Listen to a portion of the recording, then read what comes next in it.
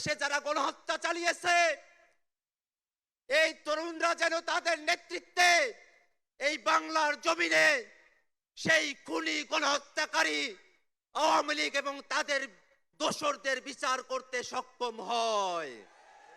আপনাদের সামনে জাতীয় নাগরিক পার্টির আংশিক কমিটি পড়ে শোনাবেন জাতীয় নাগরিক পার্টির বিপ্লবী সদস্য সচিব আক্তার হোসেন। বক্তব্য রাখছেন আক্তার হোসেন।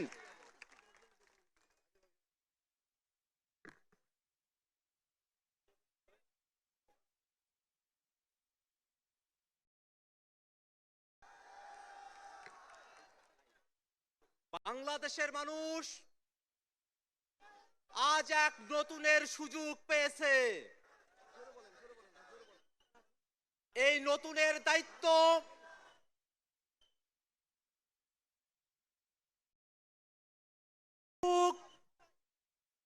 যারা বাংলাদেশকে নতুন কিছু উপহার দিতে চায়। ৭১-এর মুক্তিযুদ্ধে যে স্বপ্ন আমরা দেখেছিলাম,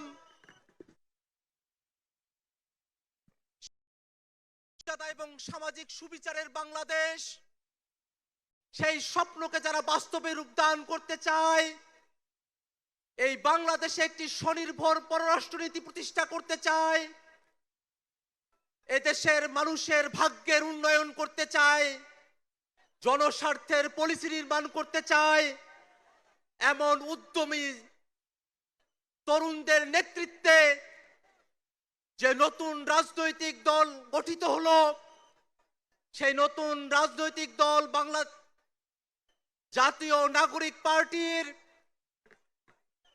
আংশিক অর্গানোগ্রাম এই মুহূর্তে ঘোষণা করছি। আপনারা ইতিমধ্যে জেনেছেন, জাতীয় নাগরিক পার্টির আহ্বায়ক হিসেবে দায়িত্ব পালন করছেন এক দফার ঘোষক নাহিদ ইসলাম। সিনিয়র যুগ্ম আহ্বায়ক হিসেবে দায়িত্ব পালন করছেন সামান্তা শারমিন, আরিফুল ইসলাম আদিব। সদস্য সচিব হিসেবে দায়িত্ব পালন করছি আমি আক্তার হোসেন। সিনিয়র যুগ্ম সদস্য সচিব হিসেবে দায়িত্ব পালন করছেন ডাক্তার তাসনিম জারা, নাহিদা সরোয়ার নিভা।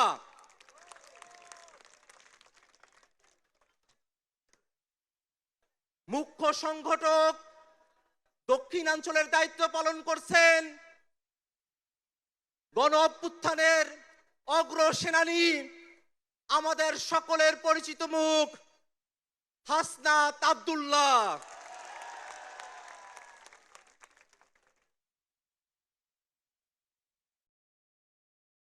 মুখ্য সংগঠক উত্তরাঞ্চলের দায়িত্ব পালন করছেন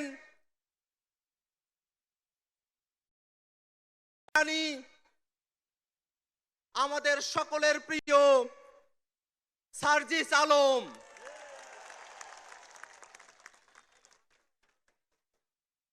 মুখ্য সমন্বয়কের দায়িত্ব পালন করছেন জনাব নাসির উদ্দিন পাটোয়ারি। সিনিয়র যুগ্ম মুখ্য সমন্বয়কের দায়িত্ব পালন করছেন অভ্যুত্থানের বীর সেনানী আব্দুল হান্নান মাসুদ। এই মুহূর্তে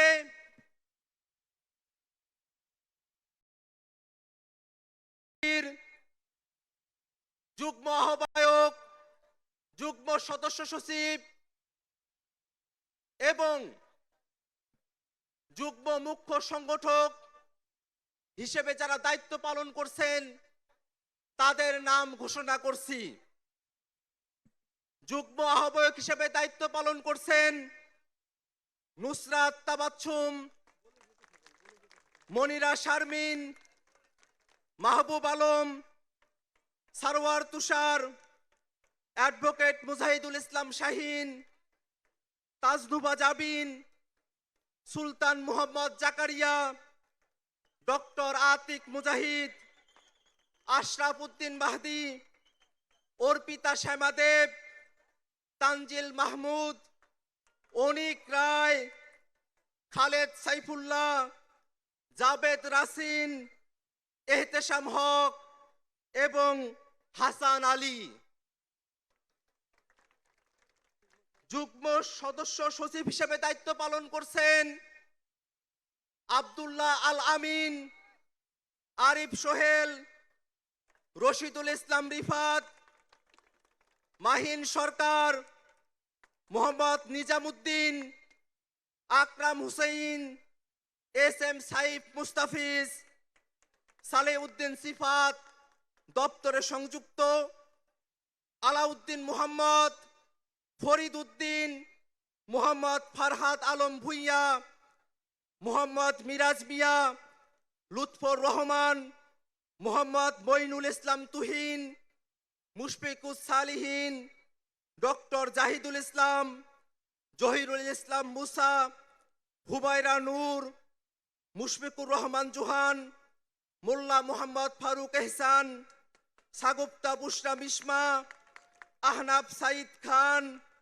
আবু সাইদ মোহাম্মদ সুজাউদ্দিন, মীর আরশাদুল হক, ফয়সাল মাহমুদ শান্ত, তারেক রেজা, মশিউর রহমান, জয়নাল আবিদিন শিশির, মোহাম্মদ মুনতাসির রহমান, গাজী সালাউদ্দিন তানভীর, তামিম আহমেদ এবং তাহসিন রিয়াজ। যুগ্ম মুখ্য সংগঠক দক্ষিণাঞ্চলের দায়িত্ব পালন করছেন মোহাম্মদ আতাউল্লাহ, ডাক্তার মাহমুদা মিতু, মোল্লা রহমতুল্লাহ, এস এম শাহরিয়ার, জোবায়ের আরিফ।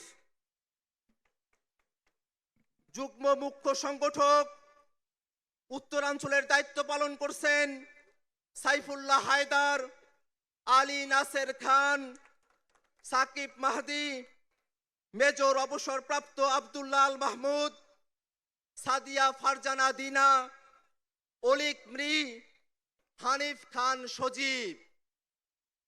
এই ঘোষণার মধ্য দিয়ে জাতীয় নাগরিক পার্টির আংশিক কমিটি ঘোষণা করা হলো।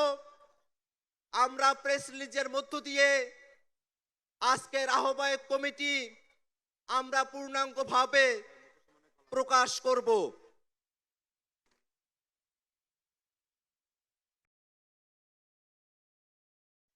দুঃখ প্রকাশ করছি নায়কের দায়িত্ব পালন করছেন অ্যাডভোকেট মোহাম্মদ তারিকুল ইসলাম, যুব উইং ডাক্তার আব্দুল আহাদ, দিলশানা পারুল, আবু হানিফ, আব্দুল জাহের, মাজহারুল ইসলাম ফকির, কৃষিবিদ গোলাম মুর্তজা সেলিম, আশিকিন আলম, ডাক্তার জাহিদুল বারী, কৈলাস চন্দ্র রবিদাস, ভীমপল্লী ডেভিড রাজু, শেখ মোহাম্মদ শাহ মঈনুদ্দিন, মারজুক আহমেদ, সাদ্দাম হোসেন। সম্মানিত উপস্থিতি,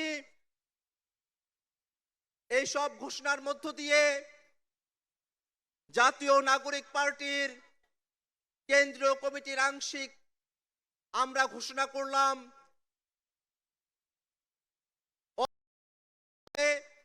প্রেস রিলিজের মধ্য দিয়ে আমরা আমাদের আহ্বায়ক পূর্ণাঙ্গ কমিটি ঘোষণা করব।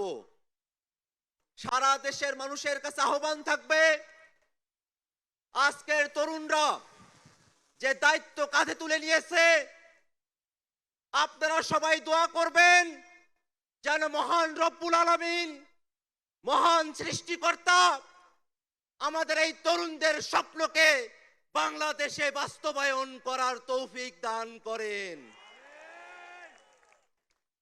বাংলাদেশে যারা গণহত্যা চালিয়েছে, এই তরুণরা যেন তাদের নেতৃত্বে এই বাংলার জমিনে সেই খুনি গণহত্যাকারী আওয়ামী লীগ এবং তাদের দোসরদের বিচার করতে সক্ষম হয়।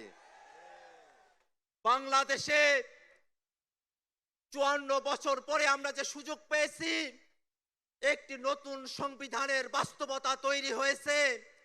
এই তরুণরা স্বপ্ন দেখে আগামীর বাংলাদেশ এক নতুন সংবিধানের মাধ্যমে পরিচালিত হবে। সেই স্বপ্ন বাস্তবায়নে গণপরিষদ নির্বাচনের দাবি জানিয়ে আমি আমার বক্তব্য এখানেই শেষ করছি। ধন্যবাদ সকলকে।